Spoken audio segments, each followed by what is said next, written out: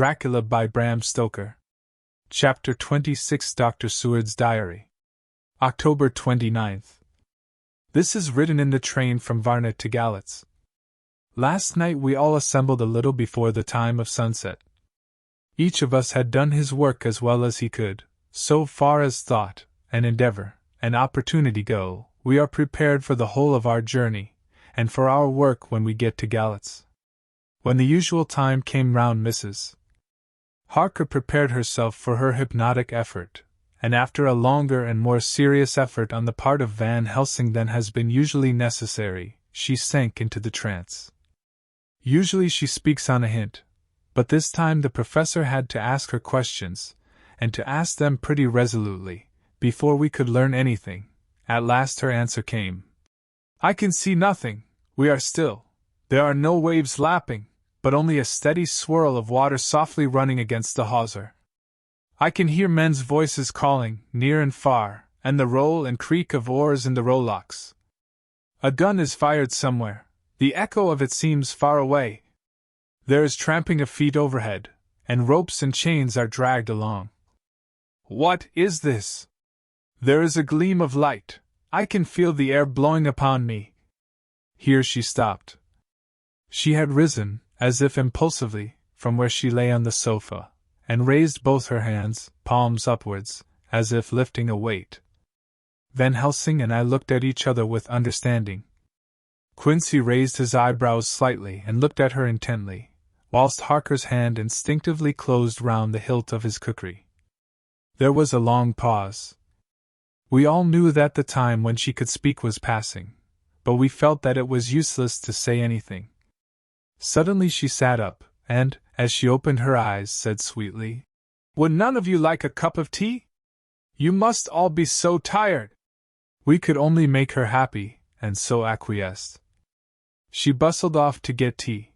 When she had gone, Van Helsing said, "You see, my friends, he is close to land.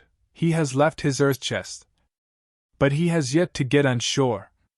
In the night he may lie hidden somewhere. But if he be not carried on shore, or if the ship do not touch it, he cannot achieve the land. In such case he can, if it be in the night, change his form and can jump or fly on shore, as he did at Whitby. But if the day come before he get on shore, then, unless he be carried, he cannot escape.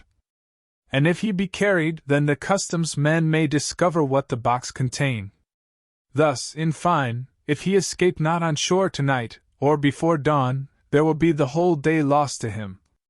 We may then arrive in time, for if he escape not at night we shall come on him in daytime, boxed up and at our mercy, for he dare not be his true self, awake and visible, lest he be discovered." There was no more to be said, so we waited in patience until the dawn, at which time we might learn more from Mrs. Harker.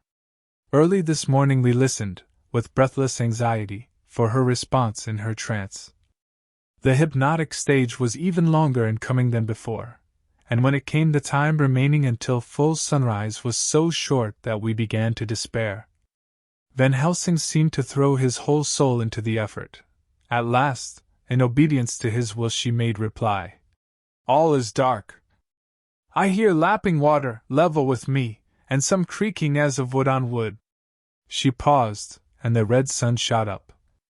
"We must wait till tonight. And so it is that we are traveling towards Galatz in an agony of expectation. We are due to arrive between 2 and 3 in the morning, but already, at Bucharest, we are 3 hours late, so we cannot possibly get until well after sunup. Thus we shall have 2 more hypnotic messages from Mrs. Harker. Either or both may possibly throw more light on what is happening. Later. Sunset has come and gone.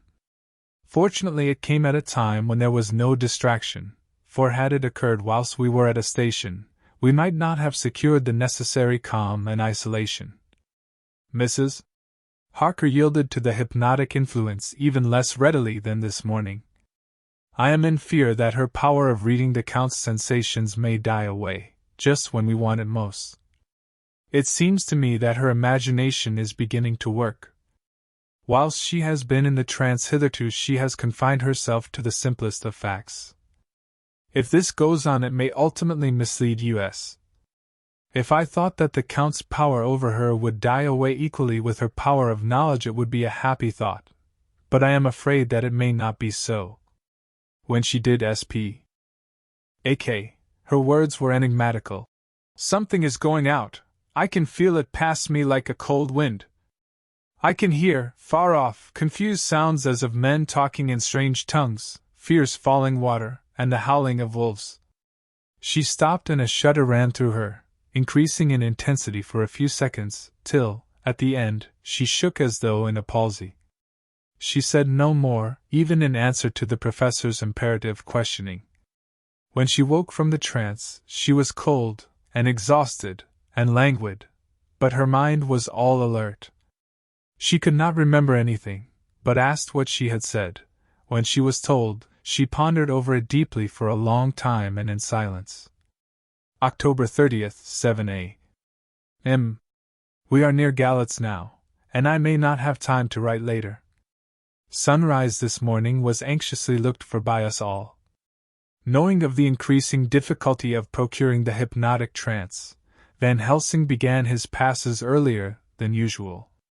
They produced no effect, however, until the regular time, when she yielded with a still greater difficulty, only a minute before the sun rose. The professor lost no time in his questioning. Her answer came with equal quickness. All is dark. I hear water swirling by, level with my ears, and the creaking of wood on wood. Cattle far off. There is another sound, a queer one like. She stopped and grew white, and whiter still. Go on, go on.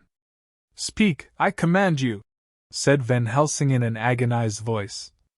At the same time there was despair in his eyes, for the risen sun was reddening even Mrs. Harker's pale face. She opened her eyes, and we all started as she said, sweetly and seemingly with the utmost unconcern. Oh, Professor, why ask me to do what you know I can't? I don't remember anything. Then, seeing the look of amazement on our faces, she said, turning from one to the other with a troubled look, What have I said?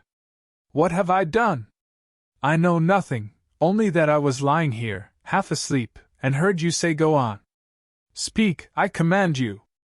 It seemed so funny to hear you order me about, as if I were a bad child.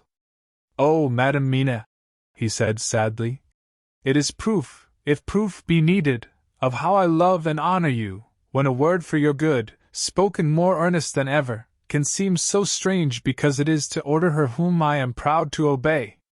The whistles are sounding, we are nearing Galatz. We are on fire with anxiety and eagerness. Mina Harker's Journal.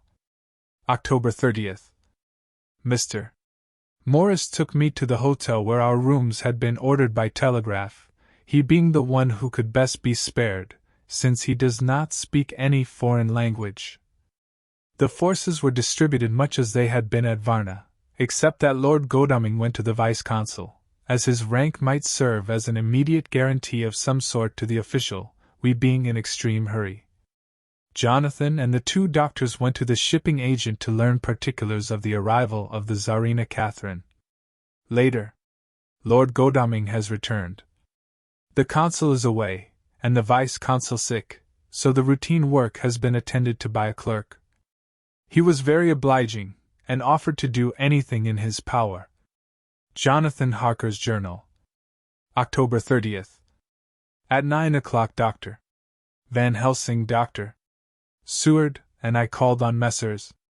Mackenzie and Steinkopf, the agents of the London firm of Hapgood. They had received a wire from London, in answer to Lord Godalming's telegraphed request, asking us to show them any civility in their power.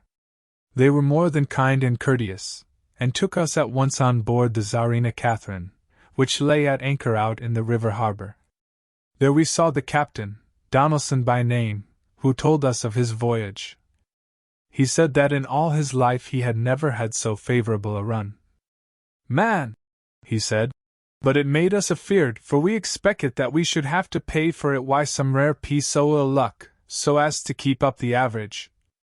It's no canny to run frae London to the Black Sea why a wind ahint ye, as though the deal himself were blawing on your sail for his ain purpose. Another time we could no speir a thing. Gin we were nigh a ship, or a port, or a headland, a fog fell on us and travelled wi' us, till when after it had lifted and we looked out, the deal a thing could we see. We ran by Gibraltar without being able to signal, until we came to the Dardanelles and had to wait to get our permit to pass. We never were within hail o' aught. At first I inclined to slack off sail and beat about till the fog was lifted, but whiles I thought that if the deal was minded to get us into the Black Sea quick, he was like to do it whether we would or no. If we had a quick voyage it would be no to our miscredit why the owners, or no hurt to our traffic, and the old man who had served his ain purpose wad be decently grateful to us for no hind errin' him. This mixture of simplicity and cunning, of superstition and commercial reasoning, aroused Van Helsing, who said, "Mine friend, that devil is more clever than he is thought by some, and he know when he meet his match." The skipper was not displeased with the compliment, and went on. When we got past the Bosphorus the men began to grumble. Some o' them, the Romanians, came and asked me to heave overboard a big box which had been put on board by a queer-looking old man just before we had started frae London. I had seen them speer at the fellow, and put out their TWA fingers when they saw him, to guard against the evil eye. Man! But the superstition of foreigners is perfectly ridiculous. I sent them aboot their business pretty quick. But as just after a fog closed in on us I felt a wee bit as they did in something, though I wouldn't say it was egg in the big box. Well, on we went, and as the fog didn't let up for 5 days I yos let the wind carry us, for if the deal wanted to get somewheres well, he would fetch it up reet. And if he didn't, well, we'd keep a sharp lookout anyhow. Sure enough, we had a fair way in deep water all the time, and 2 days ago, when the morning sun came through the fog, we found ourselves just in the river opposite Galatz. The Romanians were wild, and wanted me right or wrong to take out the box and fling it in the river. I had to argue why them aboot it why a handspike, and when the last o' them rose off the deck why his head in his hand, I had convinced them that, evil eye or no evil eye, the property and the trust of my owners were better in my hands than in the river Danube. They had, mind ye, taken the box on the deck ready to fling in, and as it was marked Galatz via Varna, I thought I'd let it lie till we discharged in the port and get rid o't althegather. We didn't do much clearin' that day, and had to remain the night at anchor. But in the mornin', braw and early, an hour before sun-up, a man came aboard wi' an order, written to him from England, to receive a box marked for one Count Dracula. Sure enough the matter was one ready to his hand. He had his papers a-reet, and glad I was to be rid o' the damn thing, for I was beginning mistle to feel uneasy at it. If the deal did have any luggage aboard the ship, I'm thinking it was none aither than that same. What was the name of the man who took it? Asked Dr. Van Helsing with restrained eagerness.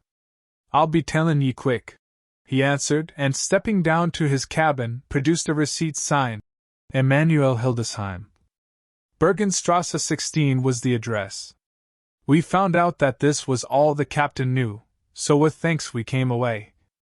We found Hildesheim in his office, a Hebrew of rather the Adelphi theatre type, with a nose like a sheep, and a fez.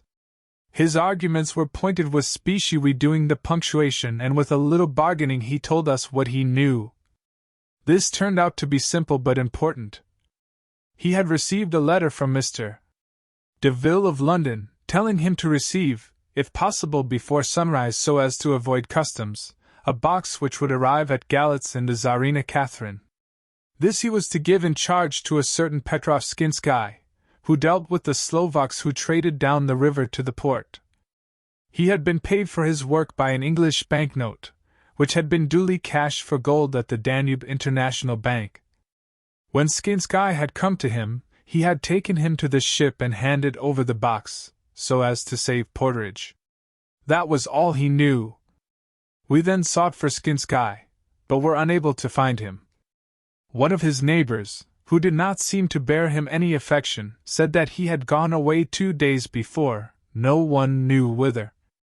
This was corroborated by his landlord, who had received by messenger the key of the house together with the rent due, in English money.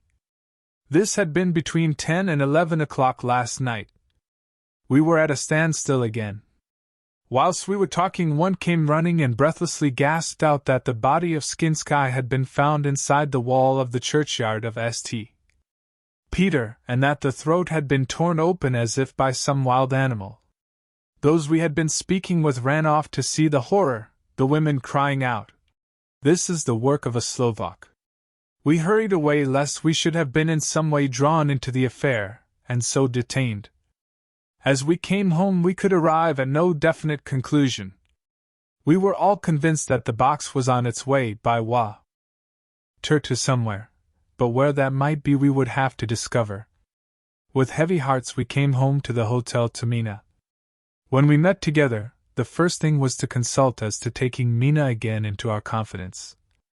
Things are getting desperate, and it is at least a chance, though a hazardous one. As a preliminary step, I was released from my promise to her.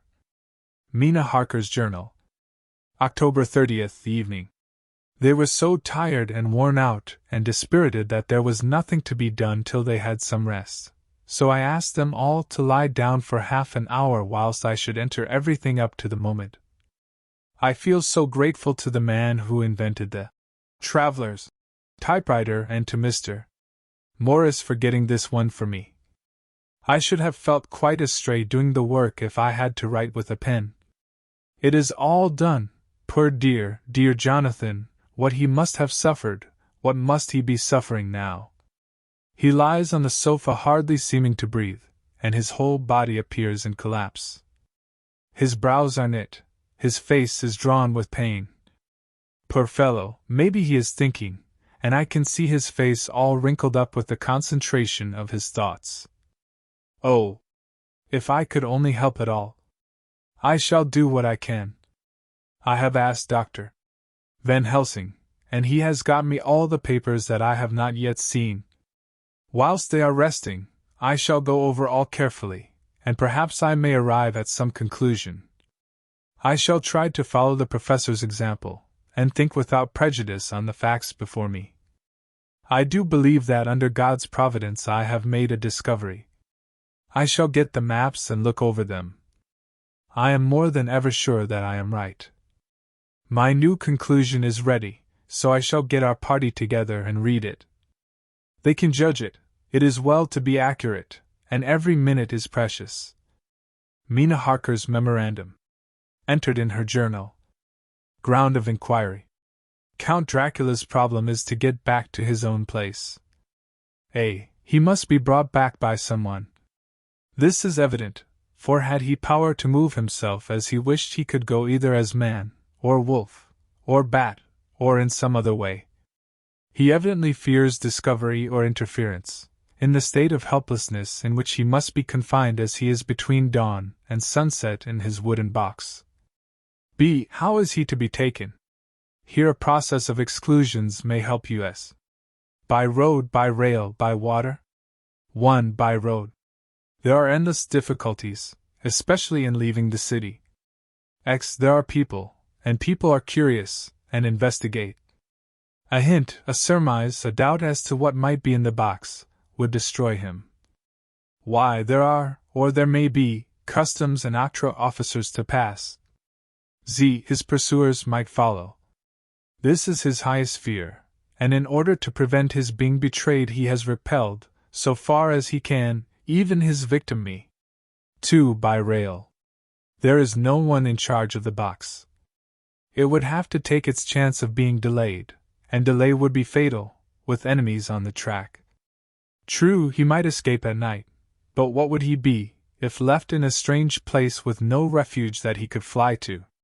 This is not what he intends, and he does not mean to risk it. 3. By water. Here is the safest way, in one respect, but with most danger in another. On the water he is powerless except at night. Even then he can only summon fog and storm and snow and his wolves. But were he wrecked, the living water would engulf him, helpless, and he would indeed be lost. He could have the vessel drive to land, But if it were unfriendly land, wherein he was not free to move, his position would still be desperate. We know from the record that he was on the water, so what we have to do is to ascertain what water.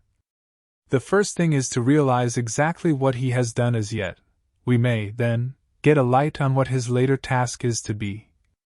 Firstly, we must differentiate between what he did in London as part of his general plan of action, when he was pressed for moments, and had to arrange as best he could. Secondly, we must see, as well as we can surmise it from the facts we know of, what he has done here. As to the first, he evidently intended to arrive at Galatz, and sent invoice to Varna to deceive us lest we should ascertain his means of exit from England. His immediate and sole purpose then was to escape. The proof of this is the letter of instructions sent to Emanuel Hildesheim to clear and take away the box before sunrise. There is also the instruction to Petrov Skinsky. These we must only guess at, but there must have been some letter or message since Skinsky came to Hildesheim. That, so far, his plans were successful we know. The Tsarina Catherine made a phenomenally quick journey, so much so that Captain Donelson's suspicions were aroused. But his superstition united with his canniness played the Count's game for him, and he ran with his favoring wine through fogs and all till he brought up blindfold at Galatz. That the Count's arrangements were well made has been proved.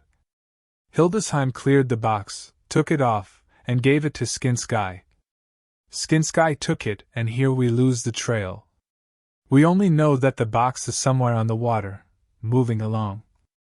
The customs and the octroi, if there be any, have been avoided. Now we come to what the Count must have done after his arrival on land, at Galatz. The box was given to Skinsky before sunrise.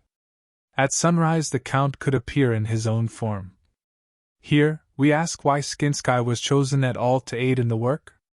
In my husband's diary, Skinsky is mentioned as dealing with the Slovaks who trade down the river to the port, and the man's remark, that the murder was the work of a Slovak, showed the general feeling against his class. The Count wanted isolation. My surmise is this, that in London the Count decided to get back to his castle by water, as the most safe and secret way. He was brought from the castle by Skani, and probably they delivered their cargo to Slovaks who took the boxes to Varna, for there they were shipped for London. Thus the Count had knowledge of the persons who could arrange this service. When the box was on land, before sunrise or after sunset, he came out from his box, met Skinsky and instructed him what to do as to arranging the carriage of the box up some river. When this was done, and he knew that all was in train, he blotted out his traces, as he thought, by murdering his agent. I have examined the map and find that the river most suitable for the Slovaks to have ascended is either the Pruth or the Sereth. I read in the typescript that in my trance I heard cows low and water swirling level with my ears and the creaking of wood. The Count in his box, then, was on a river in an open boat propelled probably either by oars or poles, for the banks are near and it is working against stream. There would be no such sound if floating downstream. Of course it may not be either the Sereth or the Pruth, but we may possibly investigate further. Now of these two, the Pruth is the more easily navigated, but the Sereth is, at Fundu, joined by the Bistritza which runs up round the Borgo Pass.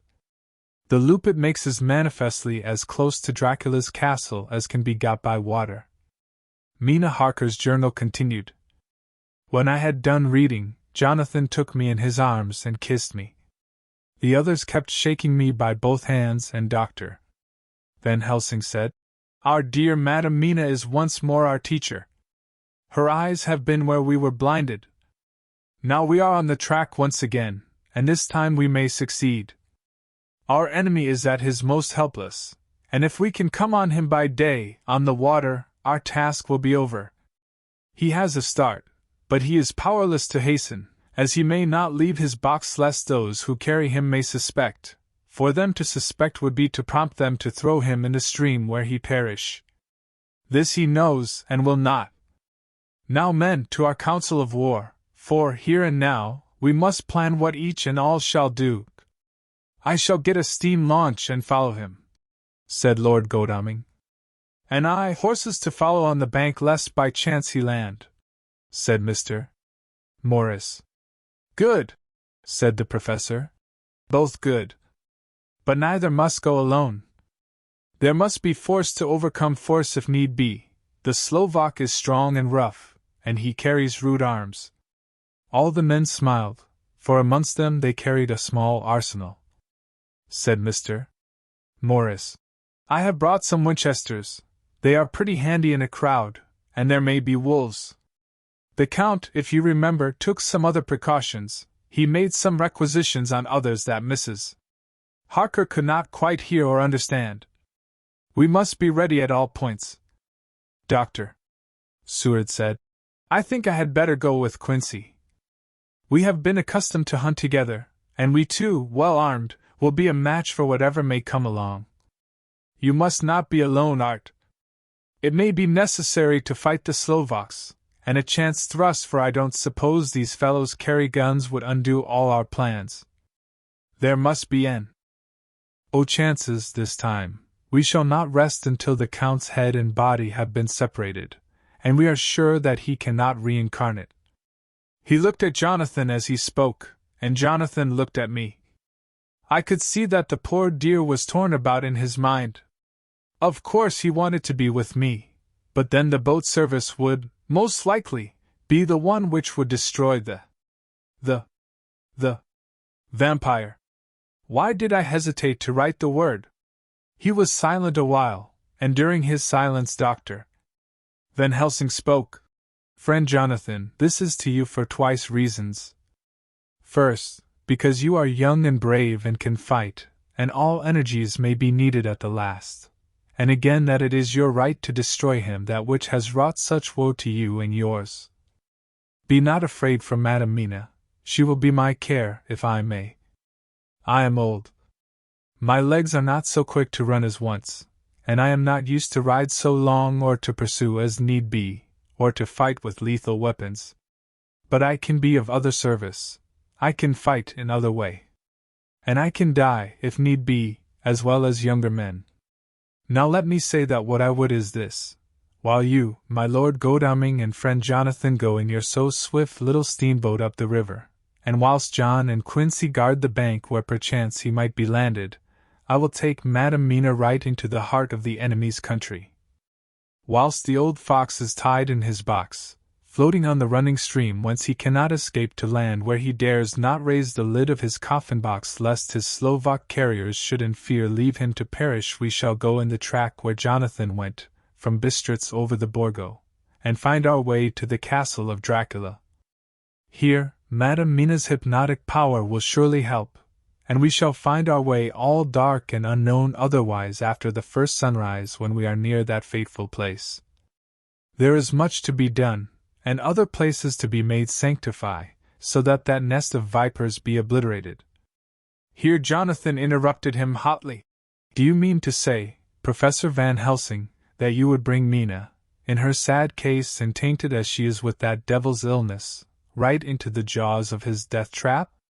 Not for the world. Not for heaven or hell. He became almost speechless for a minute, and then went on. Do you know what the place is? Have you seen that awful den of hellish infamy with the very moonlight alive with grisly shapes, and every speck of dust that whirls in the wind a devouring monster in embryo? Have you felt the vampire's lips upon your throat? Here he turned to me, and as his eyes lit on my forehead he threw up his arms with the cry, "Oh my God, what have we done to have this terror upon us?" And he sank down on the sofa in a collapse of misery. The professor's voice, as he spoke in clear, sweet tones, which seemed to vibrate in the air, calmed us all. "Oh, my friend, it is because I would save Madam Mina from that awful place that I would go. God forbid that I should take her into that place. There is work, wild work to be done there, that her eyes may not see. We men here, all save Jonathan, have seen with their own eyes what is to be done before that place can be purified. Remember that we are in terrible straits. If the Count escape us this time, and he is strong and subtle and cunning, he may choose to sleep him for a century, and then in time our dear one, Inchy took my hand, would come to him to keep him company, and would be as those others that you, Jonathan, saw. You have told us of their gloating lips, you heard their ribald laugh as they clutched the moving bag that the Count threw to them. You shudder, and well may it be. Forgive me that I make you so much pain, but it is necessary.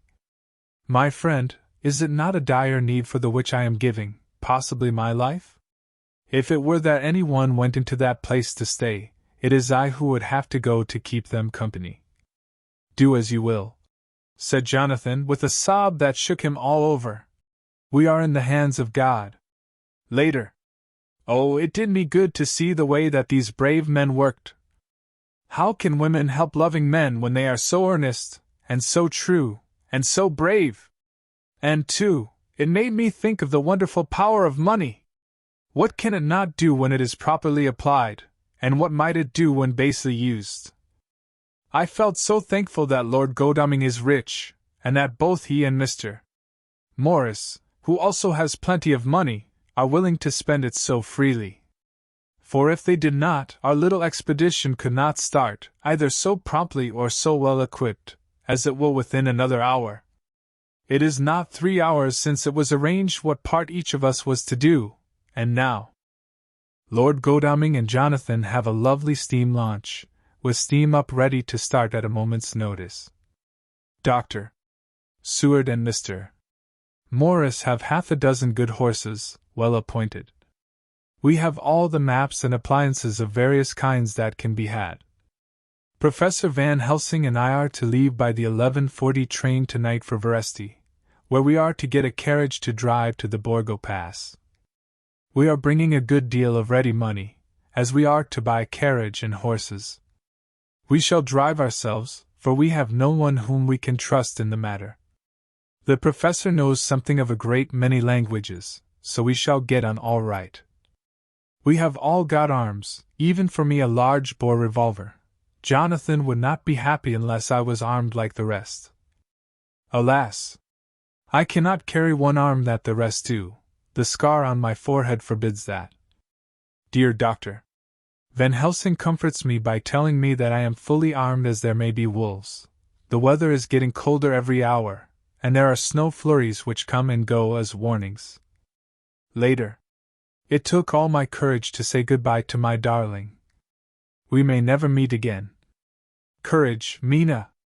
The professor is looking at you keenly. His look is a warning. There must be no tears now unless it may be that God will let them fall in gladness. Jonathan Harker's Journal. October 30th. Night. I am writing this in the light from the furnace door of the steam launch. Lord Godalming is firing up. He is an experienced hand at the work, as he has had for years a launch of his own on the Thames, and another on the Norfolk Broads. Regarding our plans, we finally decided that Mina's guess was correct, and that if any waterway was chosen for the Count's escape back to his castle, the Sereth and then the Bistritza at its junction would be the one.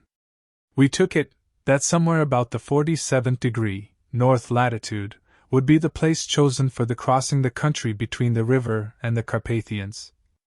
We have no fear in running at good speed up the river at night. There is plenty of water, and the banks are wide enough apart to make steaming, even in the dark, easy enough. Lord Godalming tells me to sleep for a while, as it is enough for the present for one to be on watch.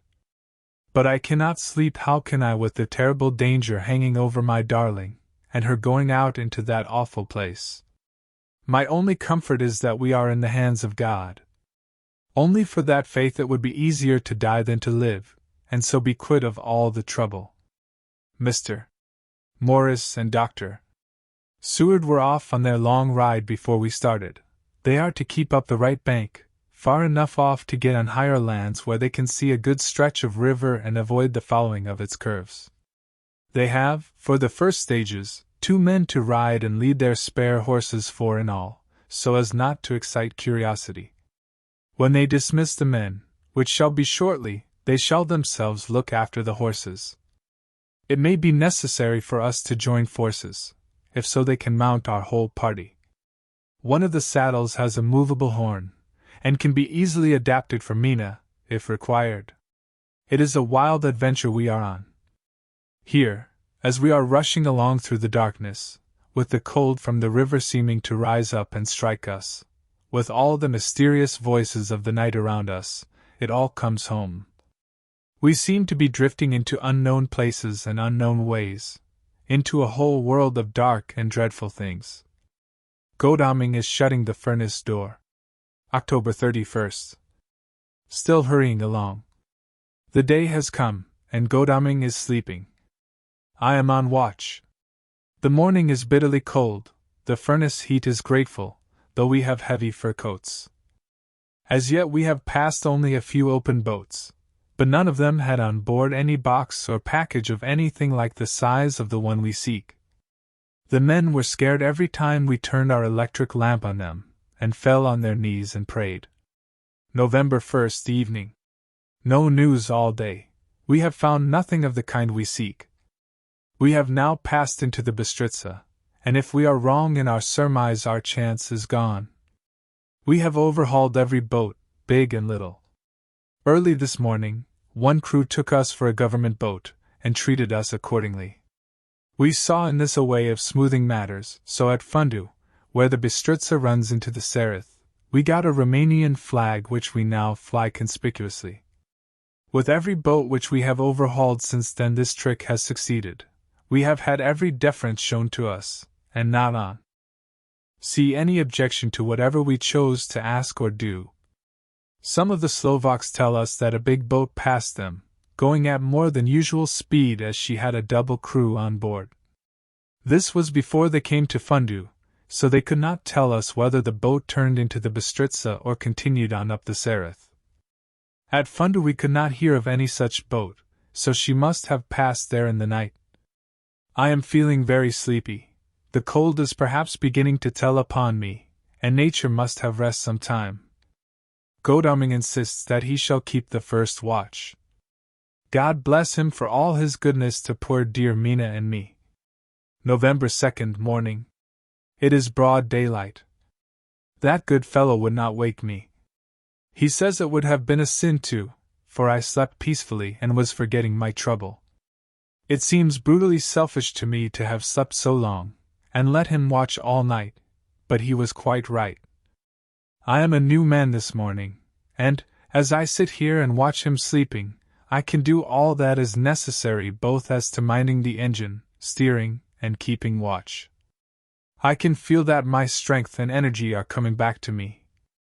I wonder where Mina is now, and Van Helsing.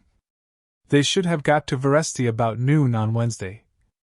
It would take them some time to get the carriage and horses, so if they had started and traveled hard, they would be about now at the Borgo Pass. God guide and help them.